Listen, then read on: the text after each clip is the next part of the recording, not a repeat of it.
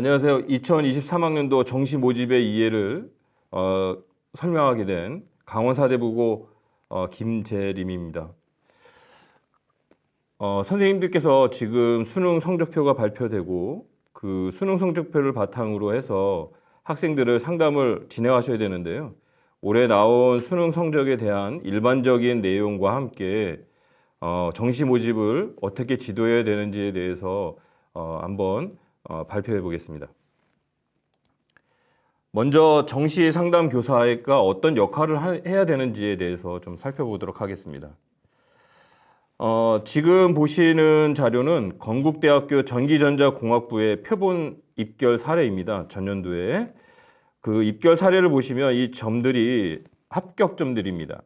근데 작년에 여기에 빨간색으로 표시된 학생에 대해서 요런 그 표준 점수 합계가 377점 정도 되고 100분위 점수로는 한 269점 정도 되는 이런 학생이 있다라고 한다면 이 학생에 대해서 합격이 가능하냐, 가능하지 않냐 이런 것들을 판단할 때 저희가 대체적으로 볼 때 합격이 전년도 성적을 보고서 가능할 것이다라고 생각을 하시지만 이 밑에 있는 372점, 표점 372점에 100분의 262점에 있는 합격생 같은 경우에는 동떨어져 있습니다. 이 학생의 같은 경우는 만약에 점수를 받았다라고 한다면 아마 불합격했다라고 아마 판정을 하실 거라고 생각이 됩니다.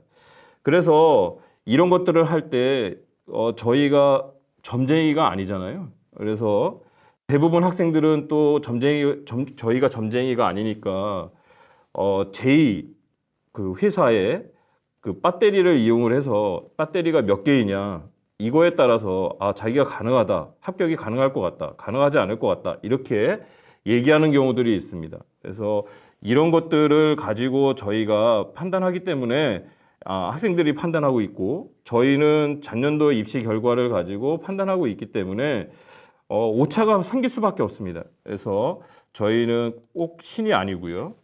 그 다음에 합격권에 대한 점수를 살펴볼 때 지원 참고점보다 항상 폭이 넓습니다. 그래서 보통 서울에 있는 센진학에서 한양대 신소재공학부 작년에 21명 모집 사례를 본다라고 한다면 환산 점수로 945점을 참고점으로 했고요. 대학에서 발표한 70% 컷, 즉 충원 합격의 전체의 모집 선발됐던 인원들의 충원 합격까지 총 들어왔던 인원의 충원 합격의 앞쪽 번호 정도까지 있는 학생들의 성적까지의 점수를 본다라고 한다면 아마도 환산점으로 945점 정도를 예측을 했었습니다. 그런데 저희가 한양대 신소재공학부를 본다라고 한다면 이 학생의 지원한 한 사례 점수를 가지고 쭉 봤을 때 단순 표준 점수의 합은 394점, 여기 있는 표점 394점부터 383점까지의 분포를 보이고 있습니다. 최고점과 최저점의 차이는 11점의 차이를 보이고 있고요. 이건 단순 표준 점수의 합계입니다. 또 단순 100분위의 합으로 본다면 287에서 287점부터 280점까지 요 사이의 범위에 있다해서 최고점과 최저점의 차이가 7점 정도가 나올 것입니다. 또한 평균 100분위로 본다라고 한다면 95.7점부터 시작해서 93.3점 정도까지의 2.2점 차이를 보이고 있습니다.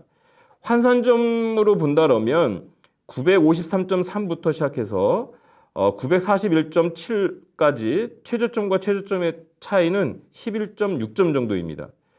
이걸 갖다가 올해 대교협 아마 전 시간에 진수환 선생님께서 강의하신 내용 중에 대교협 상담 프로그램과 감자바의 올해 성적을 비교할 때 누적 비율을 가지고 상담을 해야 된다라고 하는 걸 말씀을 하셨을 겁니다. 그래서 누적 비율의 차로 본다면 2.6에서 4.6 정도의 차이를 보이고 있습니다. 그래서 이런 최고점과 최저점 차이가 이렇게 크기 때문에 어느 것이 꼭 정답이라고 얘기하기가 어렵습니다. 그래서 합격이 가능한 그 지원 참고점들이 나온다면 그 참고점들을 가지고 폭넓게 봐야 될 것 같습니다. 저희가 지원 참고점을 보통 볼 때 학과의 서열은 그 전통적으로 인문계는 최고 상위권 그 학과로 상경계열, 사범계열, 그 다음에 사회계열을 보고요. 하위권으로는 인문, 어문계열 쪽을 많이 보고 있습니다. 또한 자연계열에서는 의학, 컴퓨터, 화학, 생명, 그 다음에 전기, 화학공학과 아니면 기계공학과 이런 쪽을 상위권에 있는 과를 보고 있고요. 하위권으로는 건축, 토목, 환경, 생활과학대 이런 쪽들을 하위권으로 보고 있습니다. 그런데 이거는 전년도의 입시 결과와 올해의 인원수 변수 이런 것들을 모두 반영하기가 상당히 어렵습니다. 그래서 여기에 지금 보시는 것들은 전통적으로 우리들이 선호한 학과를 기본적으로 고려해서 생각한 서열입니다. 그렇지만 정시는 석차 순으로 성적이 나오면 그 성적은 대부분 상대평가에 의한 석차로 만들어진 것입니다. 그래서 선호도, 그 당해 년도나 그 사회의 분위기라든지 이런 것들에 대해서 선호도가 계속 바뀌고 있기 때문에 이런 전통적인 학과 점수 이런 것들이 결코 딱 맞아떨어지지는 않습니다. 그래서 지원 참고점들의 배열을 좀 살펴보시면 한양대 같은 경우에는 행정학과 같은데 인문계열에서 보시면 그 앞에서 보신 전통적인 이런 상경계열이나 사범계열하고는 좀 다르게 행정학과, 그 다음에 정책학과 이런 것들이 상위학과에 포진되어 있고요. 점수 분포상. 그 다음에 동국대 같은 경우에는 자연계열에서 컴퓨터 뭐 이런 관련된 학과 이런 과들이 상위과로 많이 되어 있습니다. 수학교육과, 컴퓨터공학과, 통계학과 이런 과들이 자연계열에서 동국대 자연계열에서는 상위권으로 참고점들이 되어 있습니다. 그래서 참고점들은 전년도 이런 입시 결과 이런 것들이 그대로 반영되기는 좀 어렵다라고 생각하시면 좋을 것 같습니다. 그래서 저희가 정시 상담 자료 상담을 할 때 주로 보시는 것들이 예전에는 아마 이런 장판지라고 말하는 이런 배치표를 보고서 상담을 많이 했었습니다. 그런데 지금은 이런 장판지도 오지만 이런 장판지에 있는 점수들을 엑셀로 간략하게 요약을 해서 선생님들한테 지금 배부를 하고 있는 걸로 알고 있습니다. 또한 학생들은 온라인 모의 지원을 통해서 정시 상담에 내 점수를 입력을 해서 내 점수가 대해서 어떻게 되는지 어떻게 지원을 해서 합격이 가능한지 안 한지 이런 것들을 해봄으로써 정시에 지원이 해서 합격이 가능하다 또는 불합격이 될 것이다 이런 것들을 예측을 하고 있습니다. 그 다음에 사교육기관에서 많이 쓰고 있는 것 중에서 고속성장 분석기라는 그 프로그램이 있습니다. 엑셀로 된 프로그램이 있는데 이것도 이용을 해서 이렇게 환산점으로 계산을 해서 적정한지 예상점이 몇 점인지 소시는 몇 점인지 누적 점수는 몇 점인지 이런 것들을 가지고서 얘기하는 그런 프로그램도 있습니다. 그 다음에 정시 상담을 할 때 저희 공교육에서 많이 사용하는 프로그램 중에서는 주로 학교에서 일선에서 지금 사용하시고 있는 대교협 상담 프로그램 학교용입니다. 이 학교용을 이용하신다든지 아니면 강원도교육청에서 만드신 감자바를 이용해서 상담을 하신다든지 아니면 서울시에서 만든 센진학이라고 하는 프로그램을 이용해서 상담을 진행하실 거라고 생각이 됩니다. 이런 그 모든 것들을 어느 것이 정확하게 맞다라고 말씀드리기는 상당히 어렵습니다. 정시는 항상 변수가 너무 많기 때문에 그런 변수에 대해서 저희가 조금 더 살펴봐야 되기 때문에요. 그래서 이런 것들에 대해서 우리가 이해하기 위해서는 먼저 점수를 갖다가 입력을 하고요. 그 다음에 지원 가능한 환산점이 얼마인지, 지원 가능한 그 폭이 어느 정도 되는지 이런 것들을 좀 살펴보셔야 될 것 같고요. 그 다음에 그 안에서 다시 지원 가능한 것과 소신, 적정, 안정 이런 것들을 적절하게 판단을 하셔야 될 거고요. 그래서 여기에 다양한 뭐 작년의 경쟁률이라든지 아니면 올해 그 학생들의 경향이라든지 그 다음에 점수 분포라든지 이런 다양한 것들을 고려해서 적절하게 갈 수 있는 학과가 어디인지를 정확하게 살펴보시는 것이 중요할 것 같습니다. 예를 들어서 이것은 그 성균관대 사례인데요. 온라인 모의 지원에 대해서 합격선을 추정한 것과 실제 합격선을 추정한 것과의 차이를 한번 알아본 겁니다. 수시 모집 추합 기간 있고요. 그 다음에 정식 지원 기간 동안에 그 점수 분포가 어떻게 변했는지를 보려고 하는데요. 예를 들어서 성균관대 환산식으로 점수가 764점 얼마라고 한다라고 하는 학생이 있다라고 한다 그러면 수시 추합 기간에는 점수 분포가 글로벌 경영 같은 경우에 781점부터 시작해서 이제 시작됐고요. 그 다음에 한문교육과가 763점으로 가장 낮았습니다. 근데 정시 기간이 지나면서 이제 1월 달 넘어가서 마지막 날까지 가서 본다라고 한다면 글로벌 경영학과 같은 경우는 781.57점까지 변동을 했었고요. 그 다음에 사회계열 같은 경우는 773.88점까지, 한문교육과는 765.88점까지 변화를 했습니다. 그래서 변화에 대한 차이점은 마이너스 0.57부터 시작해서요. 마이너스 2.88까지 이렇게 보시는 바와 같습니다. 그래서 실제 합격선은 어느 정도 되느냐? 763점.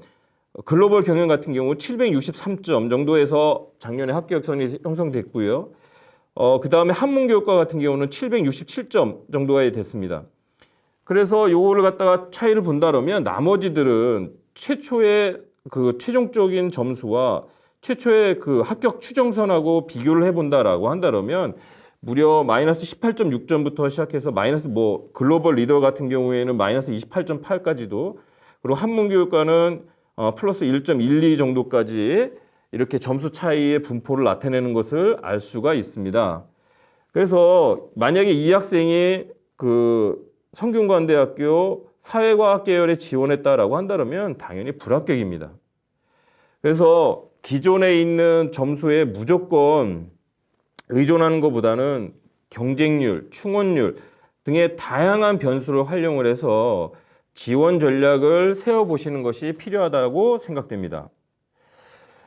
올해에 그 2023학년도 정시 변수 이해를 하실 때 정시 모집은 아까 말씀드렸지만 정시 모집은 대부분 정시 모집은 대학 단위에서의 그 모집 단위 내의 석차를 가지고 얘기를 하는 겁니다. 그래서 대학의 모집 단위 내에서 지원한 학생 중에서 대학별 환산점에 대한 석차가 모집 인원 이내에 있으면 합격을 할 거고요.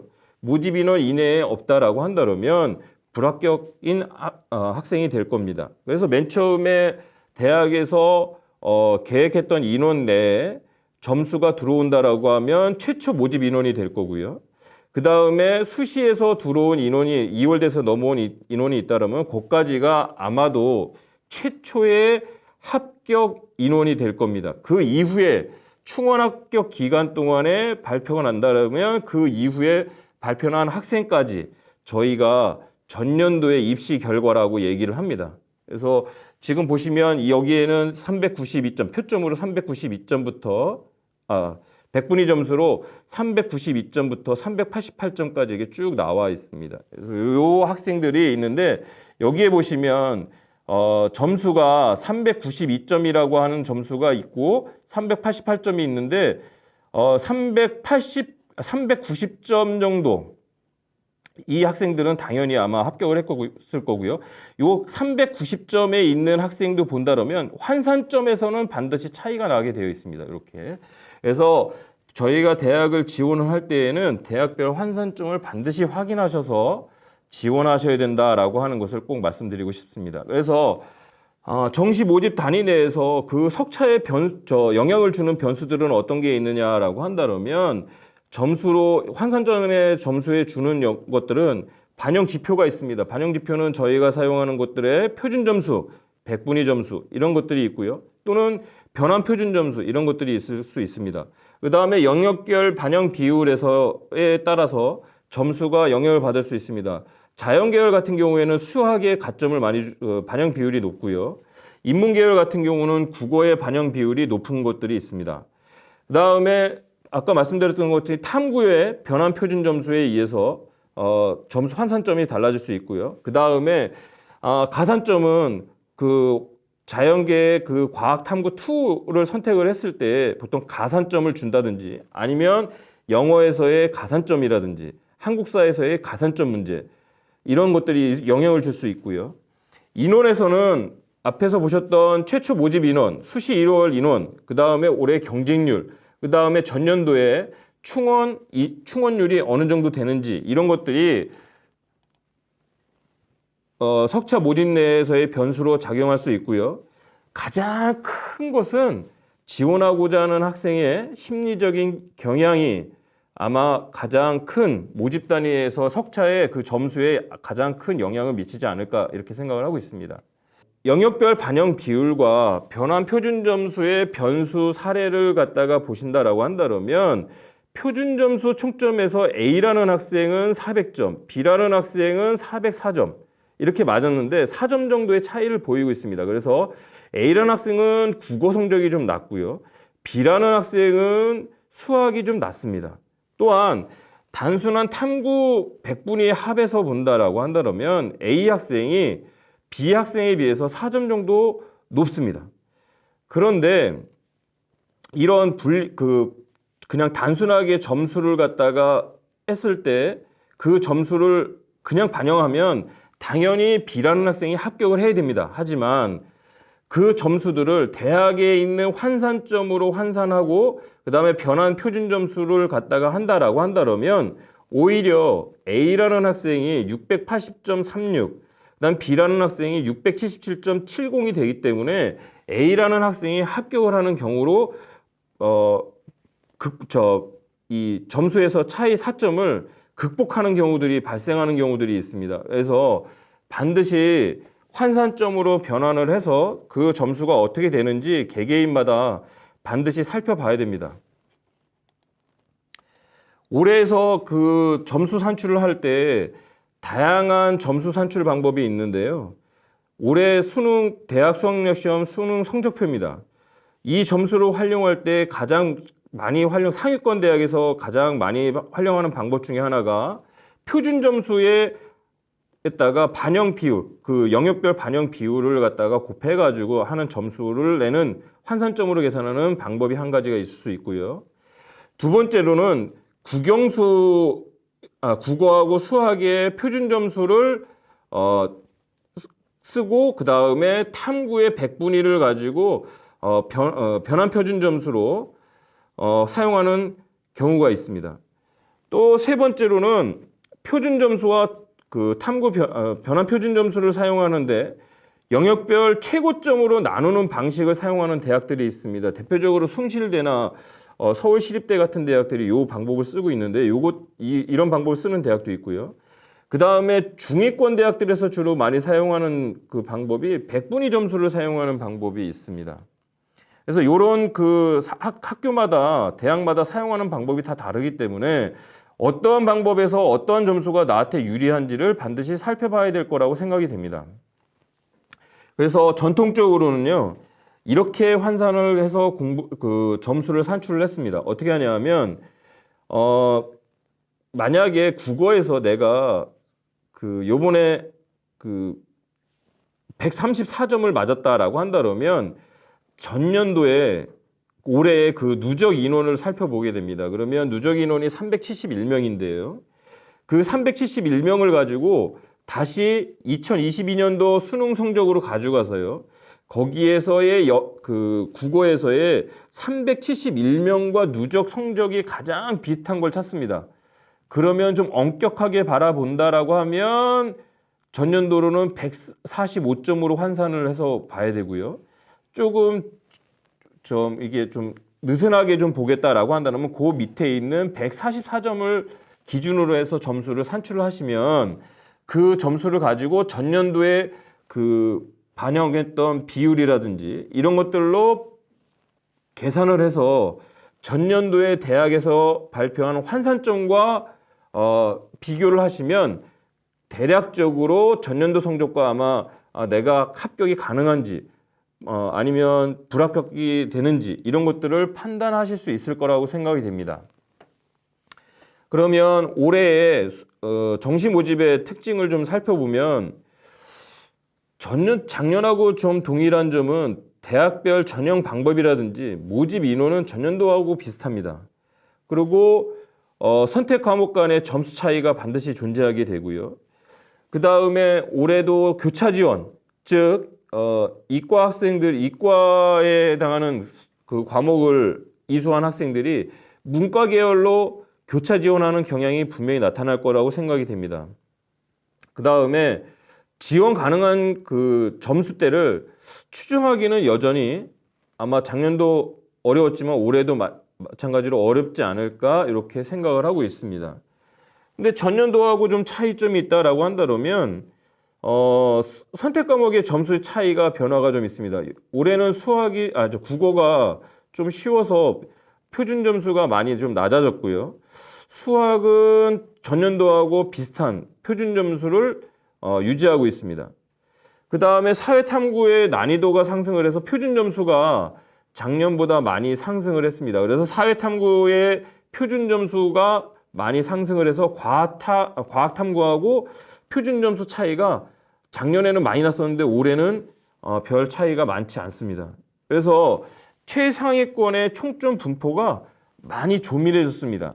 그래서 그런 점들을 본다라고 한다면 아까 국어 성적은 조금 떨어졌고 그 다음에 수학 성적은 전년도하고 비슷하다 그랬는데 작년에 그 국어 성적이 본다라면 국어가 최고점이 149점이었습니다. 표준 점수가.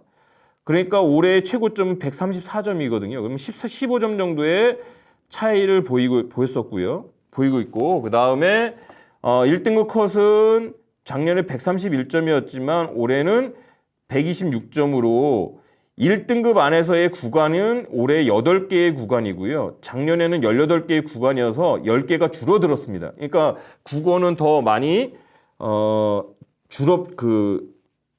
구간이 더 줄어서 학생들이 더 많이 몰려 있다라고 생각을 하시면 될 것 같고요. 그 다음은 수학은 전년도에 147점이었습니다. 표점의 최고점이. 근데 그 금년도는 145점이기 때문에 2점 정도 차이가 납니다. 그런데 그 밑에 보시면 1등급 컷이 올해는 133점, 전년도는 137점으로 4점 정도의 차이점을 보이고 있습니다. 그러면 구간의 수를 본다면 전년도보다 3개의 구간 수가 더 늘어났습니다. 그래서 수학과 국어의 그 작년과 본다라고 한다면 국어하고 수학의 차이는 수학에서 국어의 차이를 본다라고 한다면 금년에는 11개 정도 최고점에서는 11개 정도 차이가 나고요. 작년에서는 2개 정도의 차이가 났었습니다. 그래서 올해도 그 구간수를 본다라면 올해는 수학에서 5개 정도의 구간이 더 늘어났다라고 생각을 하시면 좋을 것 같습니다. 그래서 변별력이 수학에서 더 많이 커졌다라고 생각을 하시면 좋을 것 같습니다. 그리고 1등급에서 아까 보셨지만 국어, 영어, 수학의 1등급 인원수는 전년도보다 증가됐습니다. 작년에는 국어 같은 경우 1등급 인원수가 18,000명 정도 됐었고요. 올해는 약 2만 명 정도가 됩니다. 수학은 작년에 18,000명 정도 됐었고요. 올해는 2만 2,000명 정도 됩니다. 영어는 작년에 2만 8,000명 정도 됐었는데 올해는 3만 5,000명 정도로 인원수가 2,000명에서 5,000명 정도 1등급에 해당하는 숫자들이 많이 늘어났습니다. 그래서 상위권의 총점의 점수가 조밀해질 수밖에 없고요. 그래서 최상위권의 변별력이 하락할 것으로 보입니다. 그래서 이것을 좀 더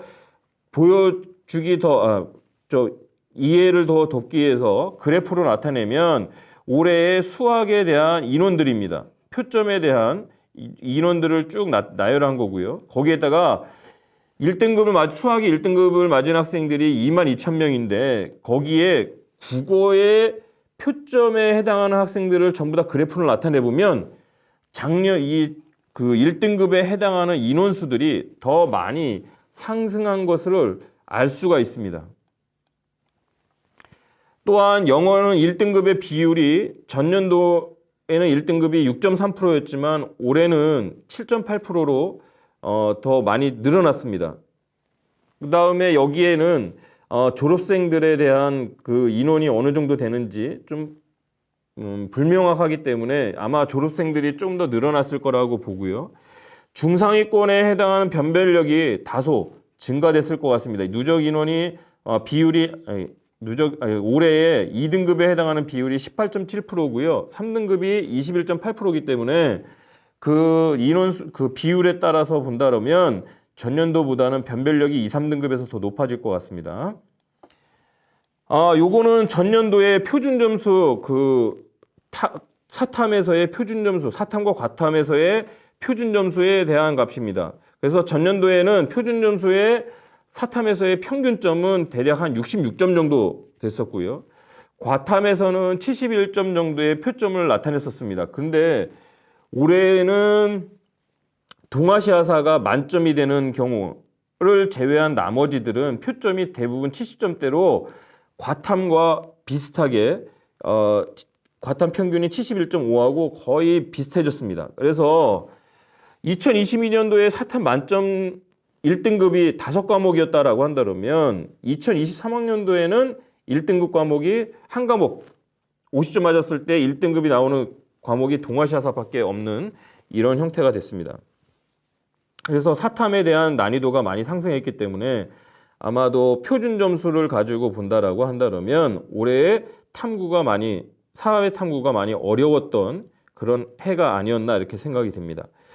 그래서 사회 탐구로 본다면 작년 같은 경우에는 생윤하고 사문하고의 점수를 더했을 때와 생물원과 지구과학원을 갖다가 더했을 때의 점수가 표점이 134점과 146점의 차이를 보였었습니다. 그런데 금년도에는 144점과 145점으로 차이가 거의 없게 됐습니다. 그래서 올해는 탐구의 그 유불리에 대한 그 영향력이 많이 감소됐다라고 볼 수 있습니다. 그렇지만 학생이 선택한 탐구 과목 간의 유불리는 여전히 존재한다라고 생각해 주시면 좋을 것 같습니다. 2022년도와 2023년도에서의 그 총점의 그 분포를 보시게 되면 국어, 수학, 탐구를 선택한 학생들의 비율, 요거는 확률과 통계입니다. 빨간색 확률과 통계를 선택한 학생, 사탐을 선택하고 과탐을 선택하고 한 학생들의 누적비를 이 분포 그래프로 나타낸 것과 그 다음에 국어, 미적, 기하, 과학 탐구를 선택한 학생들에 대한 그래프의 모양입니다. 그래서 2022년도에 수능 때의 그 그래프 모양과 2023학년도의 수능에서의 모습이 거의 유사합니다. 그러니까 미적, 기하, 과학을 선택한 학생들이 그 표준 점수나 이런 쪽에서 상위권에 많이 포진되어 있다라고 생각이 듭니다. 그래서 이것을 지금 저 여태까지 말씀드린 것을 갖다가 다시 좀 정리를 해서 말씀드리면 금년도의 수능의 경향이 정시 모집에 어떻게 영향을 미칠 것이냐라고 본다면 수학에 대한 변별력이 많이 커졌다. 그리고 사탐과 과탐이 전년도보다 유불리가 많이 축소됐다. 그리고 상위권의 총점 분포가 아주 조밀해졌습니다. 그래서 눈치 경쟁이 아마도 극심해질 것 같다라고 생각이 되고요. 미적, 기하, 응시자가 인문계로 교차 지원하는 경향은 전년도와 동일하게 많이 나타날 거다라고 생각을 하고 있습니다. 지금 보시는 요 슬라이드는 사회탐구 원점수 47점에 대한 백분위, 그 다음에 표준 점수, 그 변환 표준 점수에 대한 유불리를 좀 보는 건데요.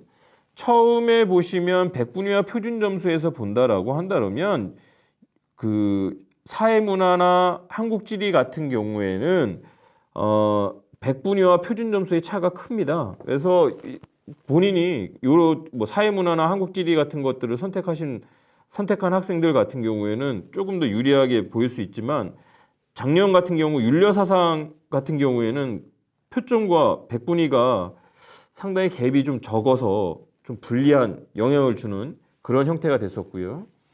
그 다음에 변환 표준 점수로 갔을 때에는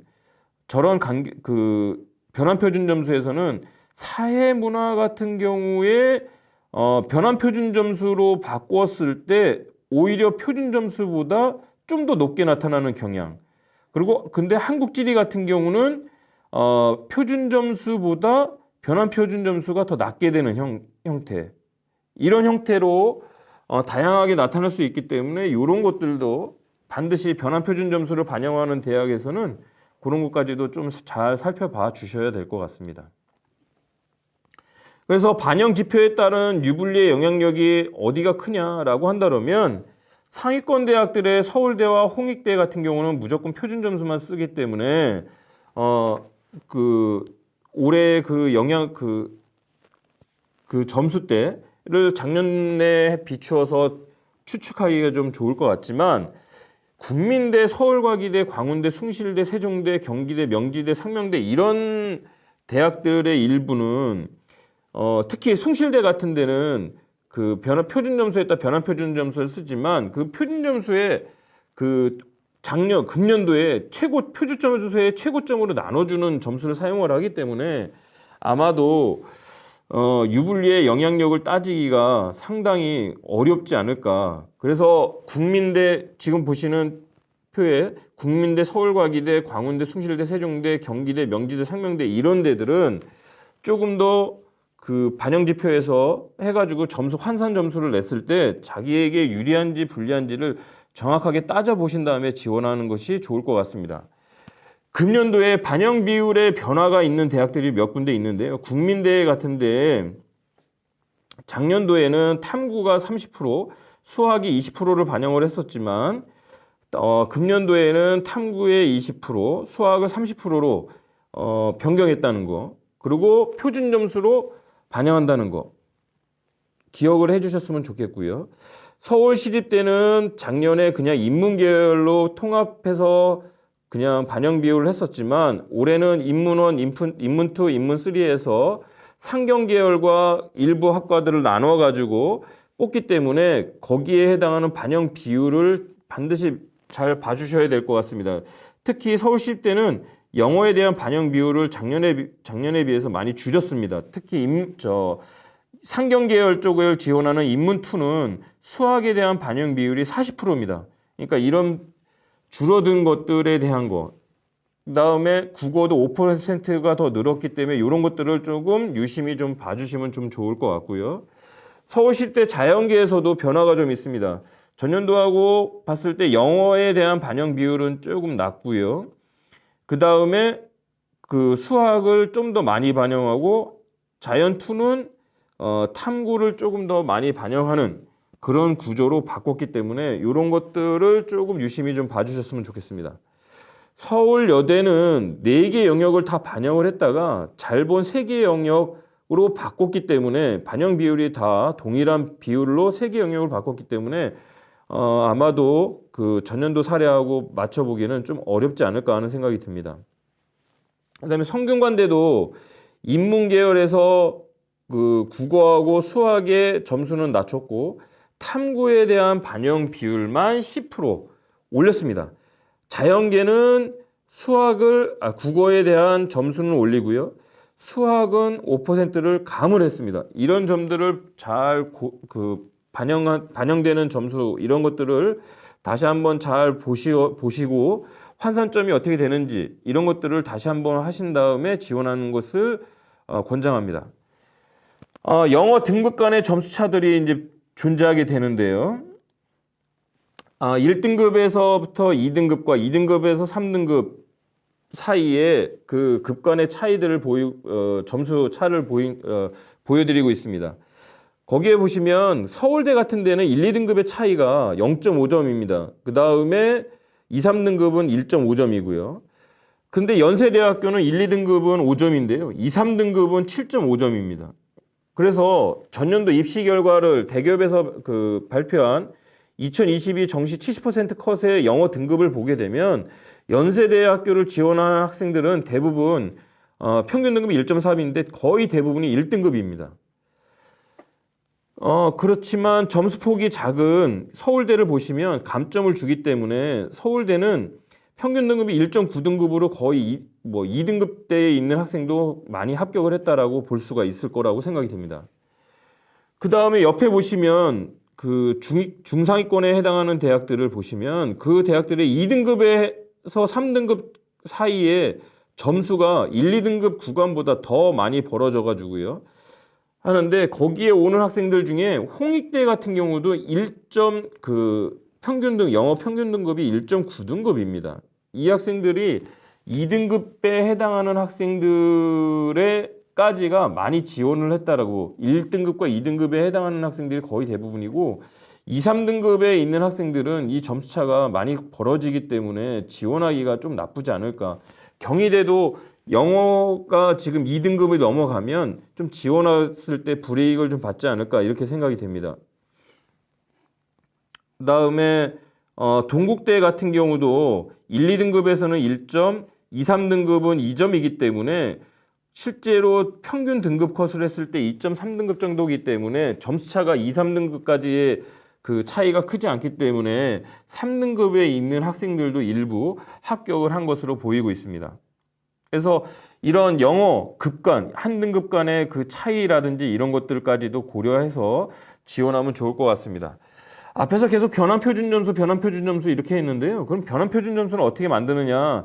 학교마다 만드는 방식은 다 다르지만 대부분 그 탐구 영역에서의 그 점수들을 보정을 해가지고요. 평균점을 해가지고 그 평균에 해당하는 점수들, 지금은 100분위가 98점에 해당하는 학생들의 그 점수를 갖다가 대략적으로 추정을 해서 그 평균 값을 가지고 탐구 점수를 이렇게 변환 표준 점수를 대학별로 만들어서 발표를 하고 있습니다. 그래서 다음 주 12월 20일 이후에 지금 발표가 나기 시작할 텐데요.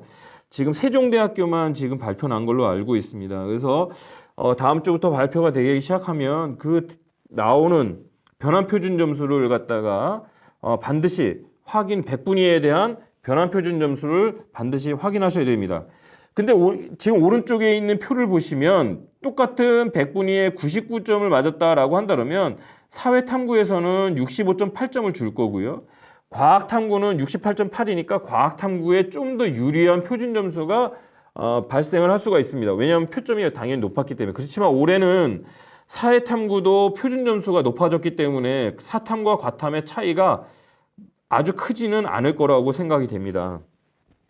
그래서 여기에 보시면 변환표준 점수의 99점, 100분위 99점에 대한 사탐과 과탐의 차이는 과탐이 약 3점 정도 높게 형성됐었고요. 쭉 내려가시면 90점 정도에 되게 되면 사탐과 과탐의 점수가 역전되는 현상을 볼 수가 있습니다. 그래서 올해 작년에도 그렇지만 그 대학별로 그 사탐에 반영하는 그 표준 점수를 만드는 방법들이 다 다르기 때문에 지금 아까 보여드렸던 건 연세대학교의 그 변환 표준 점수였는데 이 변환 표준 점수에서 본다면 90점이 100분이 90점 이하로 가야 사탐이 조금 더 유리해지는 경향을 나타냈습니다. 따라서 작년 같은 경우에 미적과 과탐을 선택한 학생들이 연세대학교의 문과 계열로 진학을 한다면 거의 뭐 합격이 보장되는 그런 형태로 많이 작용을 했던 영향력을 미쳤던 점수입니다. 그런데 작년에 성균관대학교만 그 변환 표준 점수를 줄 때요. 과학 탐구하고 사회 탐구의 차이에서 교차 지원을 어느 정도 예방하기 위해서 그 사회탐구 점수에 보정 점수를 많이 줬었습니다. 특히 100분위 점수 지원자들이 많이 존재하게 되는 90점에서부터 88점 사이에 해당하는 100분위, 요 사이에 해당하는 학생들에게 점수 차를 크게 줘가지고요. 교차 지원이 자연계 학생들이 이과가 문과로 넘어가는 그 교차 지원을 어느 정도 막아보려고 노력했던 그런 대학 중에 한 대학이었습니다. 아마 성균관대가 올해도 비슷하게 보정을 하지 않을까라고 생각을 하고 있습니다. 그래서 이런 변환 표준 점수는 그 교차 지원에 상당한 영향을 줄 수 있고요. 탐구의 변별력을 증가시킬 수 있습니다. 그래서 12월 20일 날 그 발표되는 20일 이후로 발표되는 변환 표준 점수에서 대학들이 어떻게 조정을 할 것인가 라고 하는 것들을 다시 한번 잘 살펴보셔가지고 지원을 하시면 좀 좋지 않을까 이렇게 생각을 하고 있습니다.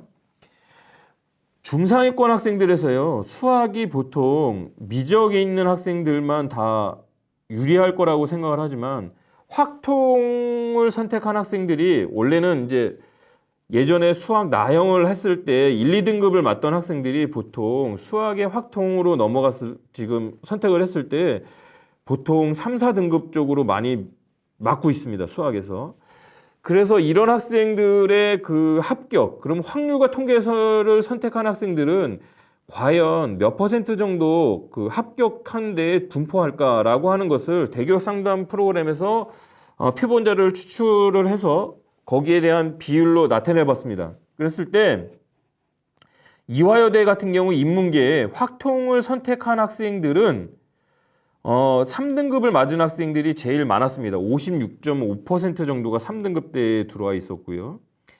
그 다음에 건국대도 23.7%가 3등급대고 동국대, 홍익대도 다 30%대의 그 3등급 확통을 3등급대에 맞은 학생들이 인문계열에서 합격한 것을 알 수 있었습니다. 그런데 거기에 보시면 숙명여대 같은 것을 보면 숙명여대 같은 경우에 4등급을 맞은 이유는 아마 여학생들이니까 그 수학에 대한 지원자들이 수학 성적이 더 낮았기 때문에 아마도 36% 정도가 4등급까지가 아마 합격한 걸로 생각이 됩니다. 그러면 서울과기대가 왜 43.5%가 5등급 이하냐? 요거는 그 서울과기대는 문과에 해당하는 인문계열에 해당하는 과가 적고요. 그 다음에 과 하나가 아직 인문계열 쪽에 낮은 그 계열의 과가 하나 있어서 그 과에 들어온 학생들은 대부분 수학을 거의 잘 이렇게 공부하지 않은 등급을 맞은 학생들이 지원을 하기 때문에 그 학생들이 반영됐기 때문에 43.5%에 해당하는 점수를 맞고 있습니다. 자연계열로 본다면요, 자연계열 미적과 기하를 선택한 학생들은 이화여대 들어오는 학생들 같은 경우는 39%, 2등급이 31%니까 1, 2등급을 맞은 수학에서 1, 2등급을 맞은 학생들은 대부분 자연계에서 다 거의 대부분 합격을 했다라고 보시면 될 것 같고요. 건국대, 동국대, 홍익대, 그 다음에 숭실대, 국민대, 광운대, 세종대, 서울과기대, 상명대까지도 보시면 2등급과 2등급대에 있는 학생들이 주로 합격하는 것을 보실 수 있을 겁니다. 그래서 인문계 학생들이 그 수학이 성적이 좀 낮다라고 해가지고 서울에 있는 대학에 지원을 못하느냐? 그런 거는 아니니까 3, 4등급을 맞은 학생들 중에서도 특히 3등급대에 해당하는 100분위 점수와 4등급대 초반에 해당하는 100분위 점수를 맞은 학생들 중에서 환산을 했을 때 점수가 높다라고 한다면 인문계열로 한번 도전을 해도 좋을 것 같습니다. 지역 거점 대학 같은 경우는 5등급을 맞아도 합격하는 경향들이 많았습니다. 특히 인문계열에서 강원대학교 같은 경우 5등급 수학에서 확통 선택자의 5등급 비율이 53.3% 정도니까 5등급 이하도 인문계열에서 많이 합격을 했던 것 같습니다. 대부분 국립대들은 보통 4등급, 5등급 때도 거의 대부분 많이 합격을 한다. 확통을 선택해도 인문계열에서는 합격을 할 수 있다라고 하는 것을 알아주셨으면 좋겠고요. 자연계열에서는 미적과 기하를 선택한 학생들이 3등급, 2등급, 3등급 안에서 합격자 비율을 나타내는데 강원대가 특히 미적 기하를 선택한 학생들의 거의 대부분이 3, 4등급에 몰려 있다라고 하는 거. 이것도 한번 유심히 좀 살펴보실 필요가 있지 않을까. 저희 지역의 거점 국립대인 강원대를 한번 보시는 것도 좋을 것 같습니다. 전년도에 비해서 모집 인원이 변화가 상당히 적습니다. 하지만 외대나 그다음에 가천대 이런 데들은 전년도보다 모집 인원이 좀 많이 줄었다는 거, 인문계열에서 많이 줄었고, 그다음에 자연계열에서는 한국항공대가 많이 줄었다는 거, 이것만 기억해 주시면 좋을 것 같습니다.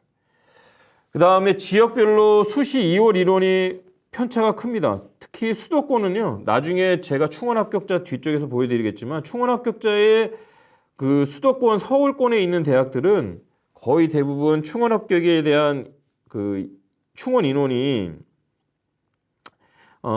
거의 다 이루어졌기 때문에 수시 2월 인원이 거의 없습니다. 많지 않습니다. 그래서 거기에 보시면 그 2월 인원이 수도권은 6.8%고요.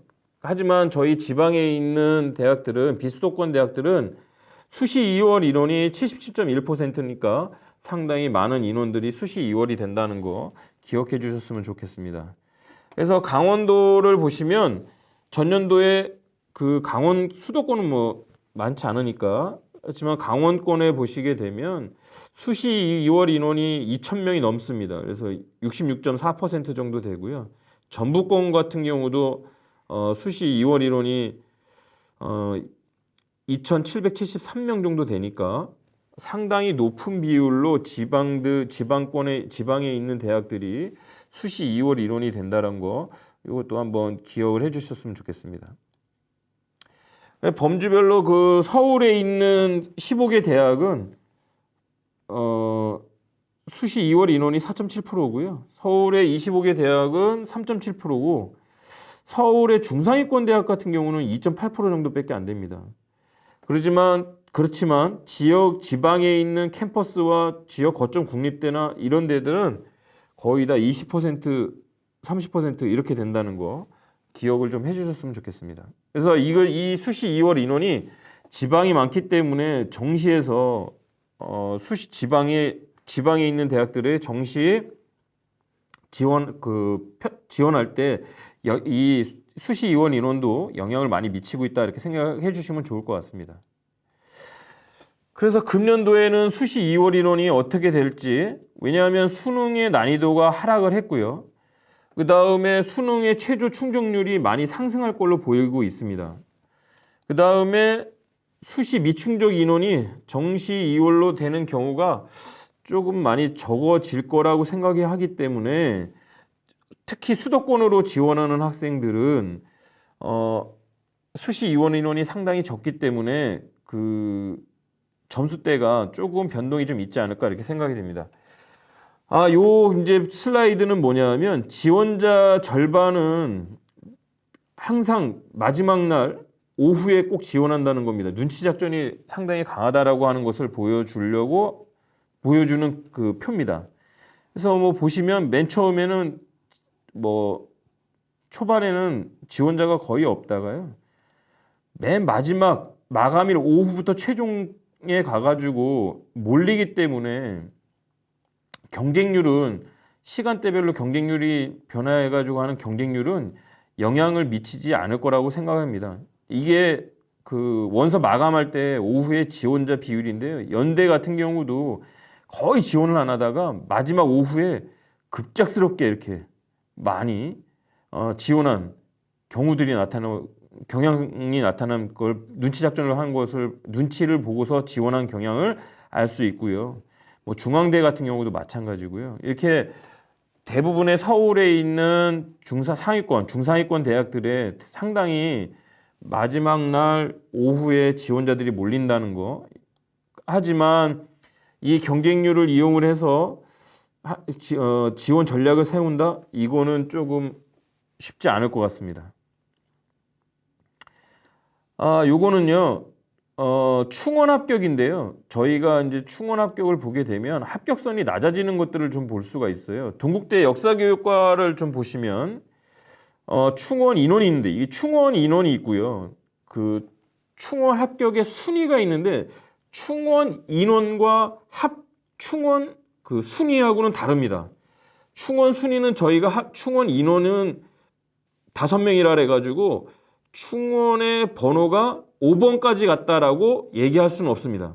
대학별로 발표하는 자료가 다 다르기 때문에 반드시 그 대학에 있는 입학처의 홈페이지에 공개되어 있는 자료를 살펴보시고 조금 불확실하다라고 한다면 입학처에 문의하셔서 이 인원이 충원 합격에 대한 인원인지 아니면 충원 합격 번호까지의 인원인지 이런 것들을 대학마다 발표하는 그 숫자가 다르기 때문에 반드시 확인하셔야 됩니다. 그래서 동국대 같은 경우에 저희 이제 대기업 상담 프로그램, 대기업 프로그램을 보시면 그 프로그램 안에서 동국대가 환산 점수가 716.73점부터 해서 709.61점까지 합격을 했는데요. 충원 인원이 5명이기 때문에 충원 비율이 41.7%로 충원 비율이 낮습니다. 그렇게 했을 때 이 합격이 됐을 때 그 간격이 어느 정도냐면 환산 점수 폭이 7점입니다. 하지만 서강대 컴퓨터공학과 같은 경우 충원 인원이 102명입니다. 102명이었을 때 그 환산점 최고점이 520.98점인데 충원 합격의 마지막이 504.74점이니까 거의 16점에 해당하는 점수 차를 보이고 있습니다. 따라서 합격 점수가 폭이 크다라고 하는 것, 충원 합격이 많으면 많을수록 합격 점수가 더 떨어진다. 이런 것도 고려하셔야 될 것 같습니다. 그래서 이런 것들이 높은 충원율이 높으면 합격선도 좀 떨어질 것이다 라고 하는 것도 중요한 변수가 될 것 같습니다. 그래서 충원 합격은 어떻게 확인하느냐라고 한다면 건국대학교 충원 인원의 합격 사례를 본다라고 하면 어디가의 홈페이지에 가시면 어디가의 홈페이지에 대학별 전형 평가 기준 및 결과 공개 안내에 보시면 충원 인원이 나와 있습니다. 또는 대학교 입학처의 그 홈페이지에 공개된 자료를 보시면 충원율이 나와 있습니다. 그래서 충원율, 충원 인원, 그 다음에 충원 순위 이런 것들에 대한 그 단어들을 잘 생각을 하셔서 어디까지가 됐는지 이것들을 잘 고민하셔서 그 성적까지도 잘 고민하셔서 살펴보시는 게 중요하다고 생각이 됩니다. 전년도에 수능에서 계열별 총점 분포가 보시면 교차 지원을 할 수 있는 그런 점수대를 가지고 있습니다. 이거는 센진하게 나온 자료, 전년도 2022년도의 점수 분포를 가지고 센진학에서 참고점을 만든 겁니다. 그래 봤을 때 파란색이 국미기과니까 이 점수대에 있는 학생들의 분포가 많습니다. 따라서 이 표준 점수 400점 정도에 해당하는 학생 390점에서 400점 사이에 있는 학생들 같은 경우에는 자연계 교차 지원을 해서 서울대 인문계열 쪽으로 지원을 해도 합격이 가능했을 거라고 이런 것들로 추측을 할 수 있습니다. 따라서 작년에도 보면 미적 기하를 선택한 학생과 미적 기하 과탐을 선택한 학생들이 교차 지원을 했을 때 상당히 유리했다라고 하는 것들을 보여주는 그래프라고 보시면 될 것 같습니다. 그래서 중상위권 대학에 대해서 교차 지원을 어느 정도 했느냐 하는 것을 갖다가 서울시 교육청 센진학에서 그 표본 조사를 가지고 해봤더니 선호하는 대학일수록 즉 상위권 대학일수록 교차 지원해서 가는 비율이 상당히 높았습니다. 특히 서강대 같은데 한 71% 정도 미적 기하를 선택한 학생들이 인문계 쪽으로 지원한 경향이 나타냈고요.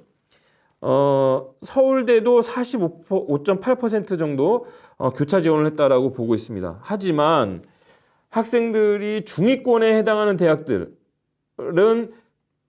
약간 좀 학생들의 선호도가 좀 떨어지는 대학들 같은 경우에는 유불리도 대학 지표에 따른 유불리도 있겠지만 교차 지원 비율이 상당히 낮은 것을 볼 수가 있습니다. 특히 국민대 같은 데라든지 덕성여대 같은 데에서는 교차 지원에 대한 비율이 적다라고 하는 것을 볼 수 있습니다. 즉 다시 말하면 학생들이 선호하는 대학에는 교차 지원에 대한 비율이 상당히 높다. 이것을 기억해 주셨으면 좋겠습니다. 또한 수학의 반영의 영향력은 아주 높다. 보통 경희대 같은 데를 보시게 되면 경희대 같은 데 보시면 인문계열에서 국어, 인문계열 같은 경우는 이제 했을 때 국어가 평균 저희 최종 등록자의 70%의 100분위를 보면 94.4점이고 수학이 79.1점입니다. 따라서 탐구는 81.9고요. 그렇게 했을 때 국수 탐을 갖다가 평균 내면 86점 정도 되는데 그 86점 정도 되는 학생의 평균점에서 수학 점수 79.1을 빼면 6.9점 정도의 점수 차를 보이게 되거든요. 그러면 이 6.9점 정도의 차이를 인문계열에서는 6.9점 정도 수학 점수가 낮은 애들도 들어온다. 그래서 왜 이렇게 됐는가 보게 되면 수학에 대한 반영 비율이 25%고 국어에 대한 반영 비율이 35%였습니다. 그런데 사회 상경 계열로 쪽을 가시게 되면 수학에 대한 반영 비율이 35%를 반영을 하기 때문에 국어와 수학의 점수로 보신다면 수학에 대한 점수 차가 더 많다. 그러면서 미적 이쪽에 선택 과목의 비율을 보시면 미적 기하를 선택한 학생들의 비율이 상당히 더 높다라고 하는 것도 보실 수 있습니다. 그래서 100분위의 평균 차는 2.1점이지만 수학에서의 차이는 12.9점 정도의 차이가 나니까 이 수학이 인문 계열로 갔을 때와 상경, 사회 계열로 갔을 때의 점수 차가 많이 벌어지는 그래서 수학의 반영 비율의 영향이 크다라고 하는 것들을 살펴보실 수 있을 것입니다. 올해 그 지원하는 대학들을 서울의 상위권 대학들을 5개의 그룹으로 나눠봤고요. 그 안에서 의학 계열, 의학 약학 계열에 대한 설명은 여기서 하지 않고요. 서울대, 연대, 고대 1그룹을 서울대, 연대, 고대로 보고 2그룹을 서강대, 성대, 한양대, 중앙대로 보고요. 3그룹을 경희대, 서울시립대, 이화여대, 한국외대 4그룹을 건국대, 동국대, 홍익대, 숙명여대 5그룹을 숭실대, 국민대, 광운대, 세종대 이렇게 묶어서 보는 그룹을 묶었습니다. 이렇게 묶어서 본 것은 학생들이 지원하는 경영 패턴이 비슷해서 그런 그룹들로 나눠서 5개 그룹을 나눠봤는데 1그룹에 해당하는 학생들의 모집군의 배치 및 지원 패턴은 어떻게 됐냐면 보통 1그룹에 있는 서울대, 연세대 같은 경우 서울대, 연대, 고대는 가군에 고려대하고 연세대가 있고요. 나군에 서울대가 있습니다. 그러니까 이 학생들은 인문계열에 있는 학생들은 어떻게 쓰냐면 보통 가군에 연세대 고대를 쓰고 연세대 고려대를 쓰고 나군에 서울대 쓰고 다군에 동국대는 상지대 한의과를 쓰는 경영 패턴을 보이거나 아니면 아예 가군에 서울대 연대 나군에 서울대 이렇게 쓰고 거나 아니면 밑에 있는 것처럼 고대 연대 아니면 이화여대 의대나 아니면 한의대 나군에다 쓰고 다군에 동국대 상지대 한의대를 쓰는 이런 경향들을 인문계열에서 보였습니다. 자연계열 같은 경우에도 똑같은 그 그룹 패턴을 보시게 되면 가군에서는 고대 연대를 가군에 쓰고 나군에 서울대를 쓰고 다군에 의치한 약대 수의대까지 이렇게 쓰는 경향을 보였습니다. 또는 가군에 의대, 치대, 약학, 한의대 약학 그 다음에 수의대를 쓰고 서울대 쓰고 다시 의치한 약수를 쓰는 이런 형태를 보이고요.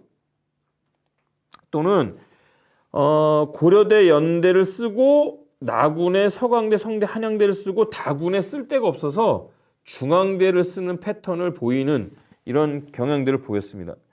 서울대 같은 경우 금년도에 지역균형 선발 전형이 신설이 돼서 여기에는 그 지원 자격이 있기 때문에 경쟁률은 높지 않을 거라고 바라보고 있습니다. 그래서 지역균형 선발, 일반 지역균형 선발이라든지 아니면 일반 선발에서도 교과 평가를 도입을 하는데 지역균형 선발에서는 교과 평가를 40%, 일반 전형에서는 20%를 반영을 하기 때문에 이것도 약간의 변수가 되지 않을까라고 하는 생각이 듭니다.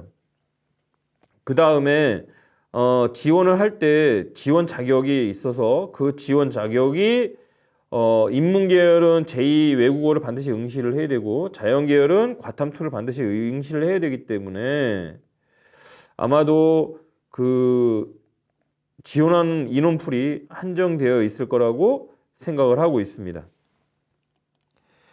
고려대 같은 경우에는 가정교육과 간호학과 자유전공학부 같은 경우는 수학의 확률과 통계를 응시한 지원자만 지원이 가능하고요.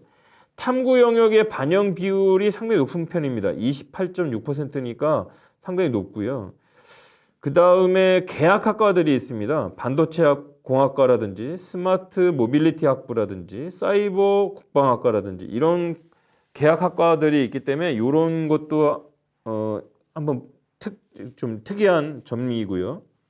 연세대학교 같은 경우에는 첨단 융합학과 특별 전형이 신설됐습니다. 그래서 시스템 반도체학과 시스템 반도체 플러스 디스플레이 융합공학과. 그 다음에 영어에 대한 비중이 높은 편입니다. 그래서 1, 2등급의 차가 5점이고 2, 3등급의 차가 7.5점 차고 과탐에 대한 비중도 33.3%니까 반영 비율이 상당히 높은 편입니다. 그래서 이 학생들의 충원 합격을 대기업에서 발표한 자료를 가지고 살펴보게 되면요. 서울대학교도 작년 2021년도와 2022년도의 그 충원 인원을 가지고 본다라면 작년에 충원 인원이 조금 많았습니다. 인문계열에서는 작년에 60명 정도 충원을 했고요. 그 다음에 자연계열에서는 105명 정도를 합격시켰습니다. 충원을 했습니다. 그래서 서울대도 충원 합격하는 인원이 정시에서 늘어나고 있다라고 하는 거를 알 수 있고요.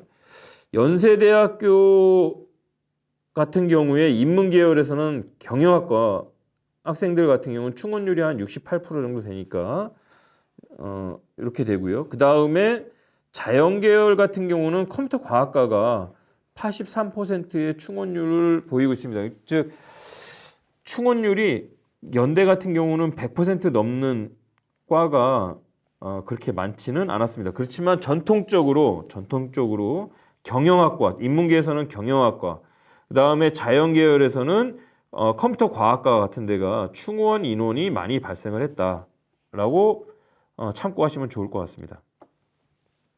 고려대학교는 올해 컴퓨터 과학과 인문 전형이 이제 폐지됐는데 거기에서 보게 되면 작년 같은 경우 그 컴퓨터 과학과 같은데 128% 정도가 충원 합격을 했습니다. 자연계에서는 반도체 공학과가 160% 정도 충원 합격을 시켰습니다. 그래서 그 연대 고대도 작년하고 재작년하고 거의 뭐 비슷하게 충원 합격이 계속 이루어졌다라고 생각을 할 수가 있습니다. 그 다음에 영역별 반영 비율을 보시면 인문계열은 고대, 서울대, 연대 중에서 서울대가 수학에 대한 반영 비율이 높습니다. 그리고 연세대는 탐구에 대한 반영 비율이 좀 낮습니다. 수학하고 국어는 반영 비율이 높은 반면에 영어하고 탐구에 대한 반영 비율이 좀 낮다는 거. 자연계로 넘어가면 고대는 국어에 대한 반영 비율과 탐구에 대한 반영 비율이 동일하고 수학에 대한 반영 비율을 조금 높였습니다. 서울대는 자연계도 수학에 대한 반영 비율은 높고요. 연세대는 국어에 대한 반영 비율은 낮추고 국어와 영어에 대한 반영 비율은 낮추고 수학과 탐구에 대한 반영 비율은 높습니다. 그래서 이런 점들을 좀 참고하시고요. 그래서 이것을 가지고 영향력을 좀 봤을 때 계열별로 점수를 어느 정도 영향을 미치는가 방사선 그래프를 이용을 해서 그려봤습니다. 그랬을 때 여기 보시게 되면 연대 같은 경우에 탐구가 점수가 낮게 형성되어 있습니다. 인문계 왼쪽은 인문계고 오른쪽은 자연계인데 인문계열에서 탐구에 대한 영향력이 변수다. 점수가 낮게 형성돼서 그 다음에 고대 같은 경우에는 영어가 약간의 변수다. 2등급이 2.1 평균 등급이 2.1등급인가 그래서 고대가 약간의 변수로 작용할 수가 있습니다. 자연계로 가시면 자연계에서도 보시게 되면 연대 같은 경우에는 자연계가 골고루 다 들어오지만 고대 같은 경우에는 탐구에서 변수로 작용할 수 있습니다. 탐구. 그리고 서울대에서는 영어가 감점 제도이기 때문에 자연계에서 이렇게 영향을 미칠 수가 있다라고 보실 수 있습니다. 이번에는 2그룹에 해당하는 모집군의 배치 및 지원 패턴 인문계열을 좀 보시면요. 가군에는 성균관대, 중앙대, 한양대가, 나군에는 서강대, 성균관대, 중앙대, 한양대가, 다군에는 중앙대가 배치되어 있습니다. 이랬을 때 인문계열 학생들은 가군에 고려대, 연대를 쓰고 서강대, 성균관대, 나군에 쓰고 다군에 중앙대를 쓰거나 아니면 성대, 한양대를 가군에 쓰고 서강대, 성균관대를 나군에 쓰고 다군에 중앙대를 쓰는 이런 패턴이라든지 가군의 중앙대, 나군의 성대나 한양대를 쓰고 다군의 한국외대를 쓰는 이런 패턴을 보이고 있습니다. 자연계열은 가군의 고대 연대를 쓰고 나군의 서강대, 성대, 한양대를 쓰고 다군의 중대를 쓰는 이런 패턴 또는 가군의 성대, 한양대를 쓰고 나군의 서강대, 성균관대 쓰고 다군의 중앙대를 쓰는 패턴 또는 가군의 성대, 한양대, 나군의 중앙대, 이대를 간혹 쓰거나 다군의 건대를 쓰는 이런 패턴을 보이고 있습니다. 그래서 반영 비율을 보시게 되면 이 한양대, 성대, 이화여대 이렇게 보시면 대부분 상경계열에 해당하는 한양대도 상경계열에 해당하는 학과는 수학에 대한 반영 비율이 높습니다. 그런데 서강대도 수학에 대한 반영 비율과 국어에 대한 반영 비율이 높습니다. 하지만 탐구에 대한 반영 비율이 좀 낮아요. 그러니까 서강대를 지원하겠다라고 하는 학생들은 국영수의 성적이 좋은 학생들이 서강대를 지원을 하면 맞는 것 같습니다.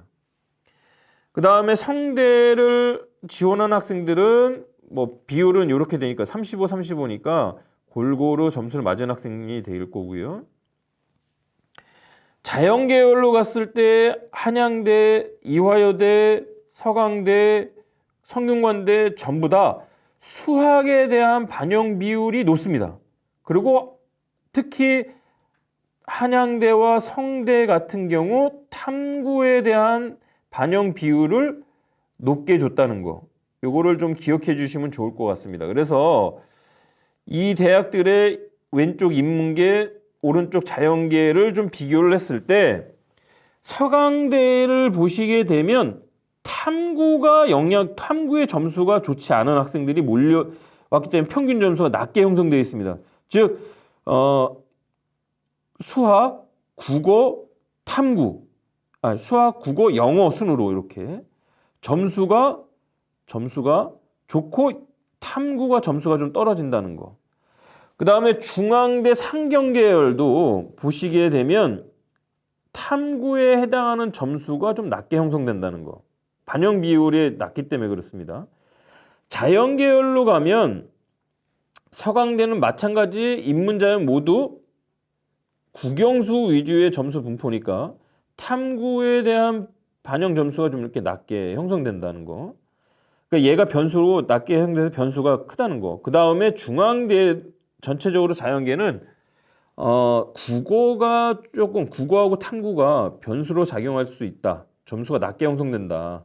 이런 것들을 조금 보실 수 있을 겁니다. 따라서 계열별, 소계열별, 영역별로 점수 차가 크게 나타날 수 있습니다.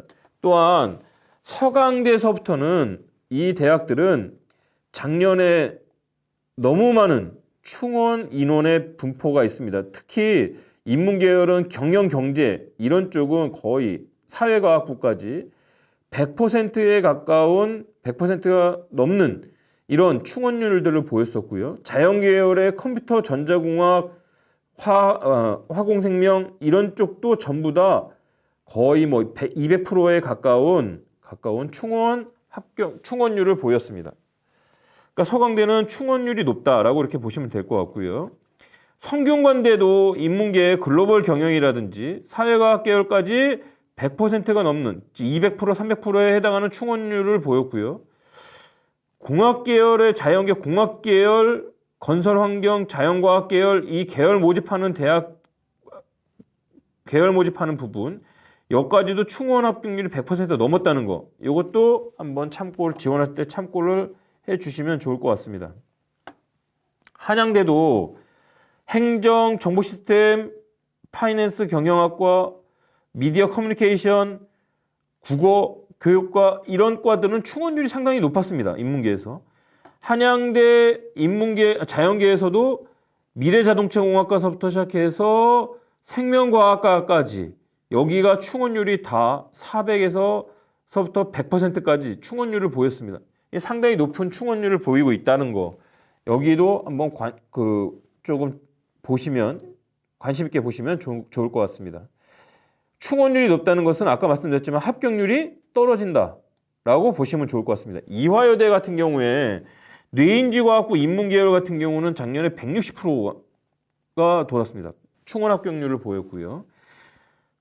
뇌인지과학부도 106% 정도 똑같이 106% 정도 충원 합격을 돌았다는 거, 충원 합격이 됐다는 거 인지해 주셨으면 좋겠습니다.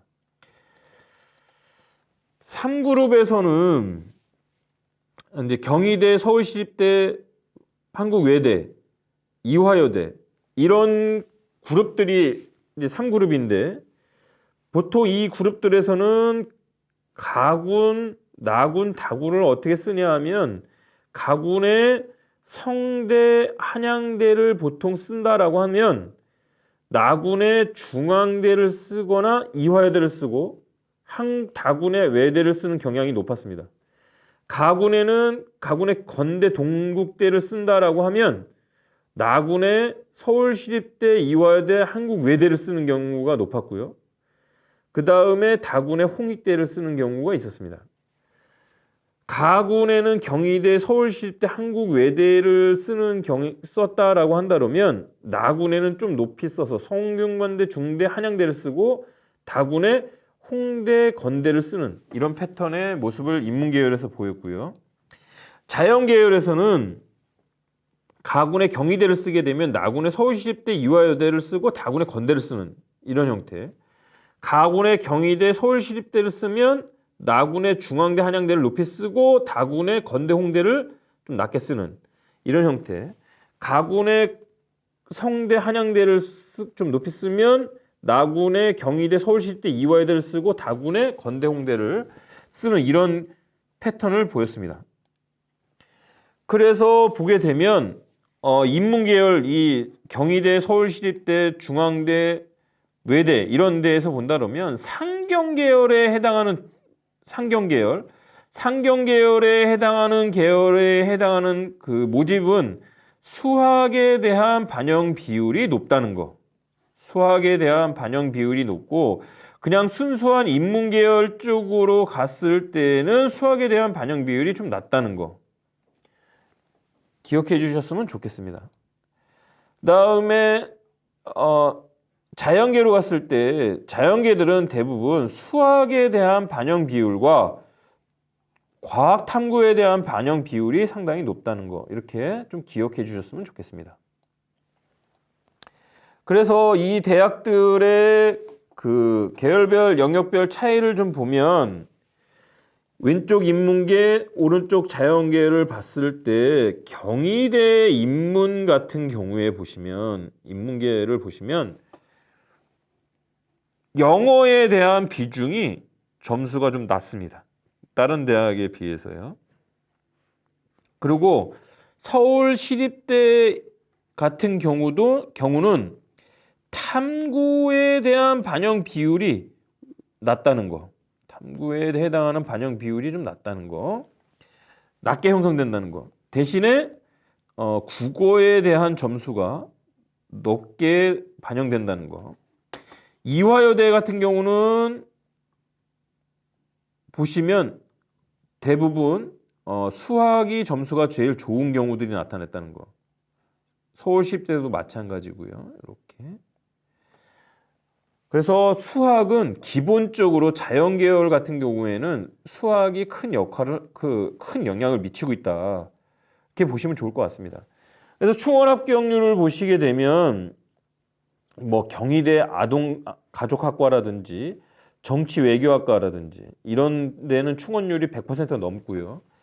경희대, 의대, 치의대, 그다음에 화학과서부터 시작해서 소프트웨어 융합학과 정도까지는 다 100% 넘는 충원 합격률을 보이고 있다는 거 기억해 주셨으면 좋겠습니다. 중앙대 같은 경우는 1000%가 넘는 이렇게 1000%가 넘는 충원율을 보이는 학과들이 있습니다. 이 학과들은 대부분 왜 그러냐? 다군에 존재하기 때문에 그렇습니다. 다군은 저희가 쓸 대학이 마땅치 않기 때문에 아마 높이 쓰는 학생들이 중앙대 정도까지 쓰기 때문에 이 대학들에서 간하군에 합격을 한다면 이동을 하는 학생들이 많기 때문에 충원율이 높다. 그러면 합격점은 맨 처음에 형성되는 점수는 높겠지만 나중에 최종적으로 나오는 합격 점수는 낮을 것이다 라고 이렇게 생각이 됩니다. 서울시립대를 보시게 되면 서울시립대는 그렇게 충원율이 높지는 않습니다. 하지만 자연계열에서 인공지능과 건축학과, 건축학부, 건축학 전공 이 부분에서 100% 넘었다 안 넘었다 하는 그런 경향을 보이고 있습니다. 외대 같은 경우는 마찬가지로 다군에 있기 때문에 인문계열에 이렇게 경영, 국제금융 이런 데라든지 뭐 영어교육과 서부터 시작해서 다군에 있는 과들은 대부분 100% 이상의 충원 합격률을 보이고 있다라고 이렇게 보시면 좋을 것 같습니다.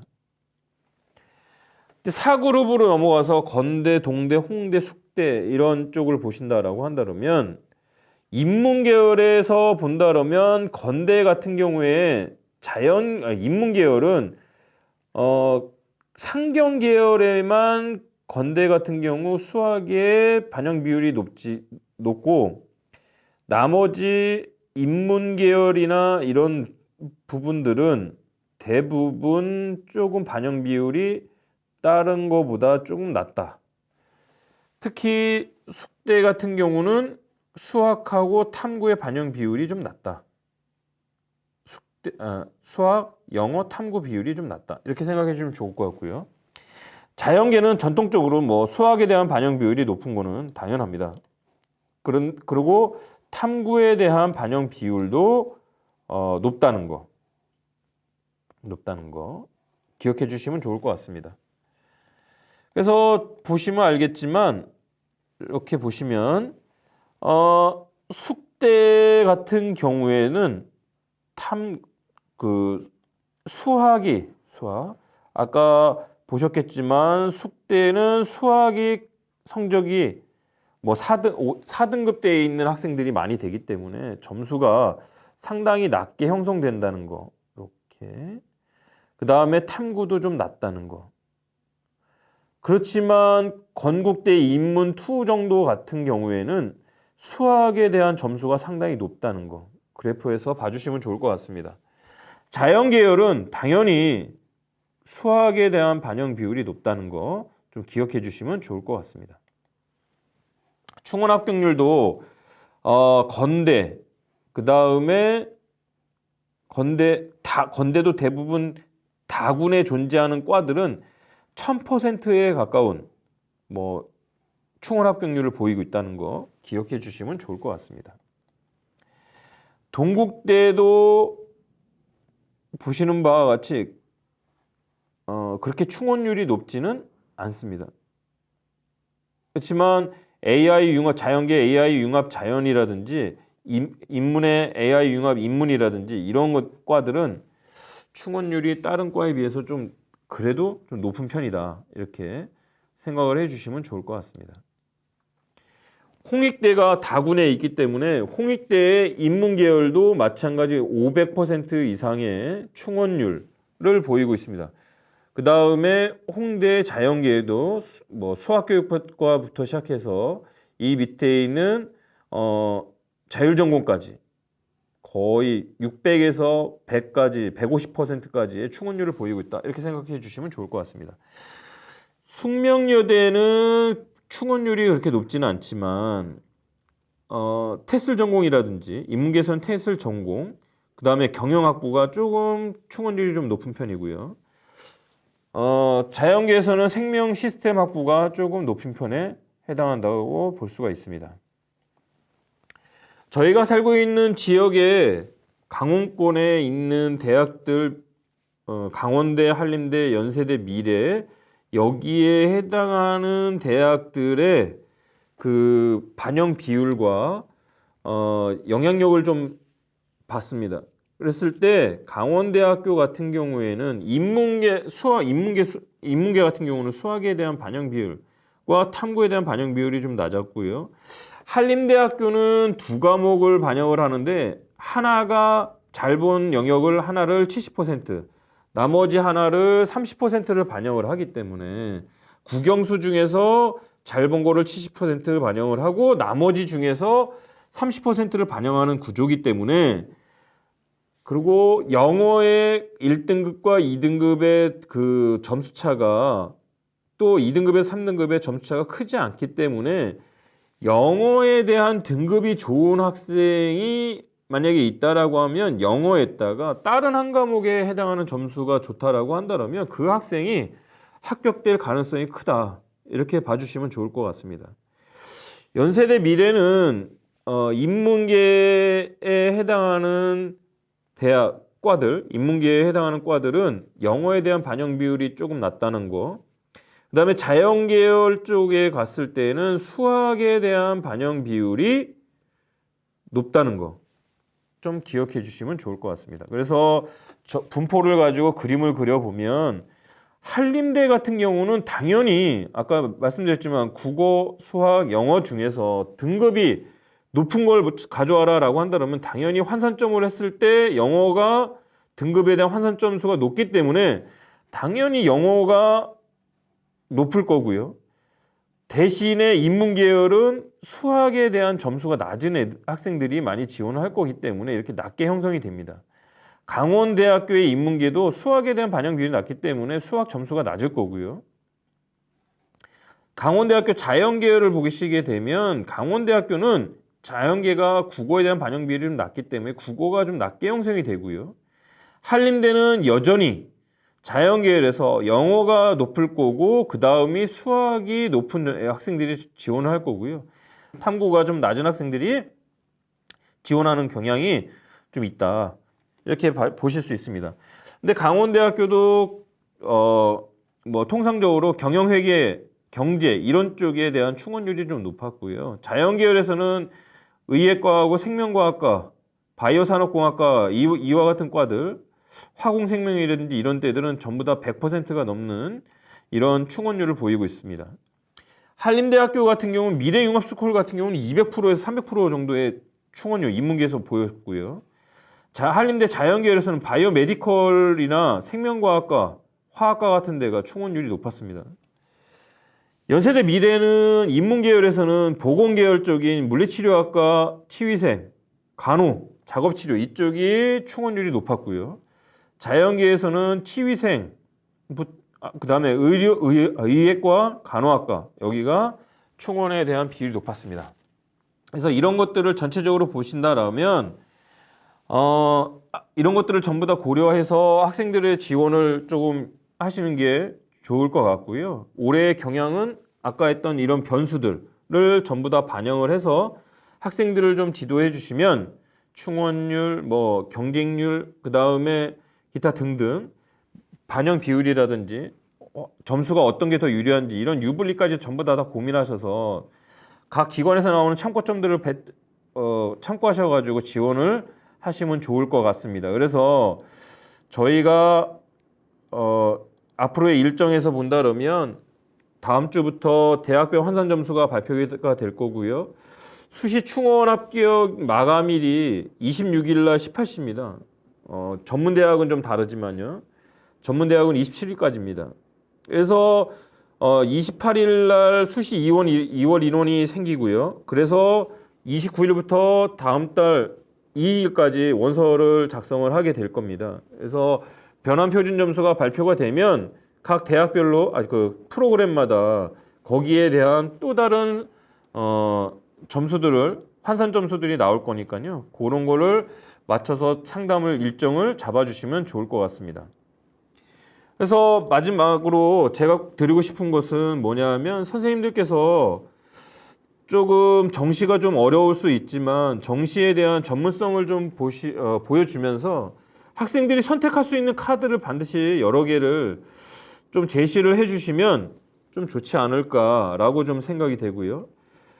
그냥 저희가 그 선생님들이 상담을 하시다 보면 그냥 화면에 나온 수치만 가지고 그냥 비교를 해서 보통 얘기하는 경우들이 많은데 거기에 숫자에 담긴 해석을 꼭 해서 그 숫자가 이렇게 했을 때 이런 의미를 갖고 이런 숫자는 이런 의미를 갖는다라고 하는 것들을 학생들에게 전반적으로 잘 설명을 해서 학생들이 유리한 점수로 가져가야 되는 것이 맞다라고 저는 생각을 하고 있습니다. 그래서 꼭 선생님들께서 꼭 해석을 꼭 해주셨으면 좋겠고요. 그 다음에 세 번째로는 점수 변수, 입시 변수를 찾아야 되는데 이것도 마찬가지 기관마다 찾다 보면 숫자 아래서 꼭 놓는 그런 형태가 이루어지는데 그런 것들은 좀 안 해주셨으면 좋겠습니다. 입시는 계속 움직이는 생물과 같습니다. 선생님들께서 얼마만큼 시간을 가지고 클릭을 하고 그 다음에 계속 표를 보고 거기에 맞춰서 점수를 계산하고 그것들을 얼마만큼 다양한 카드를 갖다 제시해 주느냐에 따라서 학생들은 합격을 할 수 있고 불합격을 할 수가 있습니다. 따라서 선생님들께서 조금만 더 신경을 써주신다면 우리 아이들이 조금 더 좋은 결과를 낼 수 있지 않을까 생각을 하고 있습니다. 저의 오늘 강의는 여기까지 하도록 하겠습니다. 감사합니다.